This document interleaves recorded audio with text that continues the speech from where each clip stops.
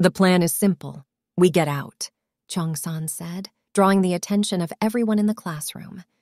Jun-young stepped closer to the four that were seated at a table opposite each other. That would be suicide. We can just stay here till help arrives. Na-Yeon tightened her grasp on his hand. They had talked about it before when she had tried to get him to stay with her in the back room. She had argued that they had more than enough food for the two of them to wait this out for months if they rationed it. He hadn't been very happy about that. That won't work, Cheong-san said, turning to face Jun-young. He could see everyone else was paying attention in the back. We have to face the possibility that we are all that's left here. Sure, they might be others barely surviving the first wave, but if everything is all gone, then we need a safer place. He had felt Na-Yeon's grip on his arm tighten momentarily, and he rubbed the back of her hand. His mother used to do the same for him back in the day. Cheong-san could feel the tenseness leave her body as she sat next to him, her expression not betraying the fear she was feeling. All Na-Yeon was thinking about was having to go outside again. Sure, they could move in the school. But she also knew that everyone had been looking outside almost obsessively, whether for friends, family, or for the help that would never come. They had noticed the horde outside only growing. At first, it had only been a few students that had been unfortunate enough to be outside at the wrong time. But as time went on, more and more zombies had shown up. They just concerned themselves with the numbers and did their best to ignore a glaring truth that was gaining more evidence with each body that arrived. The city had fallen. So, where would we go? Hyo-ryung asked shyly. Cheong-san looked around at everyone. He could tell they were scared, and he was scared too.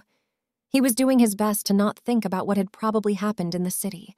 There would be a time for him to think about it, to search, to mourn. Cheong-san.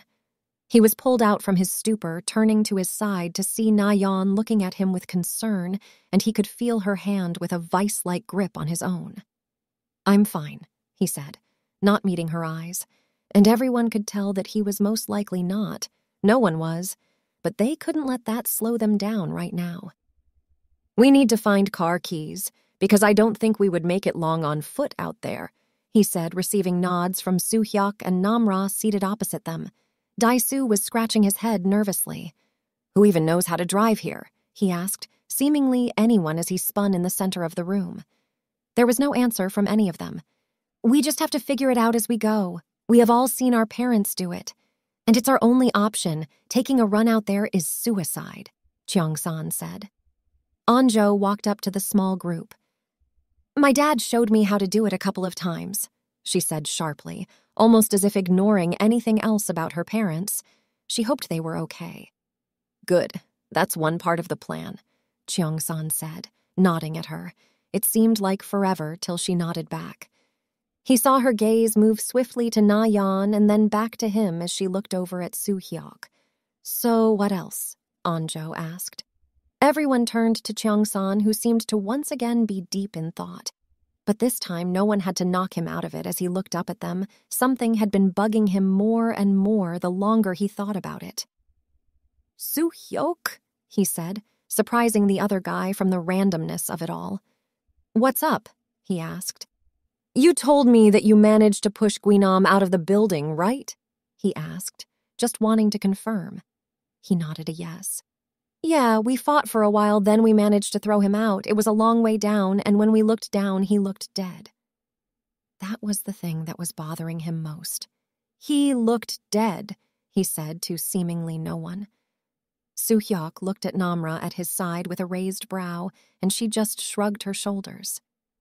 I saw him die before. That's why I don't think he's dead, Cheong-san said, looking at everyone. But there's no way that's possible, right? Dae-soo said incredulously. No, it's very possible. He has the same powers as a zombie, right? That means he could still be alive. I thought I saw him die after being eaten by a horde of them, and yet here he was, fighting Soo-hyuk and Namra. That seemed to sink in for everyone. That means he could possess the same abilities as me? Namra said thoughtfully. You have powers? Anjo asked, surprised, and Na-Yeon could only blush remembering how she had found out. Yes, I have powers. I think they came with the bite, and if I have them, that means Guinam would have them too. And I don't even know all of them. Everyone in the room knew who Guinam was.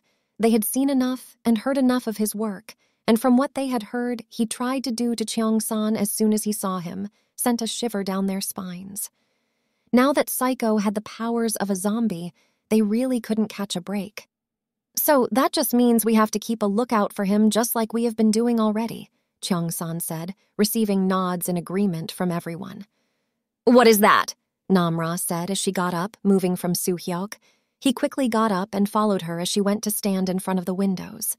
She quickly opened the window and leaned out, and Soo-hyuk, along with the others, could only watch her as she stood there silently. Namra closed her eyes and listened. She could hear it cutting through the wind, moving fast. "Helicopter!" she said with surprise on her face, as she turned around to face the others with a look of surprise on her face. "Helicopter!" She shouted it with a small smile on her face. Everyone was shocked and surprised. Help was coming, or at least it was there. There were cheers as some of the group that was not guarding the door rushed to the window, trying to see if they could catch a glimpse of the helicopter. They waited and waited and waited till the sound of rotors started reverberating in their ears. It was in the distance, and it was moving slowly as if looking for something or someone. Anyone that was still alive in this hell. "Hey, we are over here. Come over here. Please help us. Why are you not helping us?"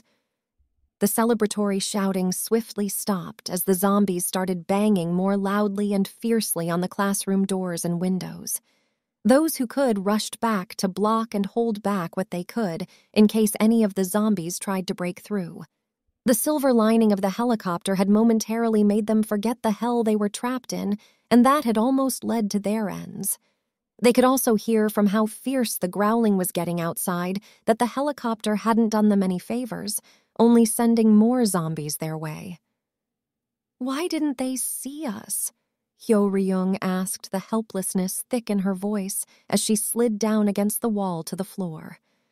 The room went quiet, as they didn't want to think that they didn't see them. "Maybe they thought we were zombies," Soo-hyuk said, trying to encourage the girl. But the hopeless look she gave him and the punch to the shoulder from Nam-ra told him that he wasn't helping. "He's right," Cheong-san said, drawing everyone's attention as Soo-hyuk was rubbing his shoulder because how the hell could she punch that hard? The zombies outside started to settle, and some moved off, chasing in the direction of where the noise from the helicopter was coming, giving the group a break to ease their hearts. "When he said that they could think we are zombies, we need to get to the roof quickly." "It's circling," was all Namra said, but everyone knew what she was talking about.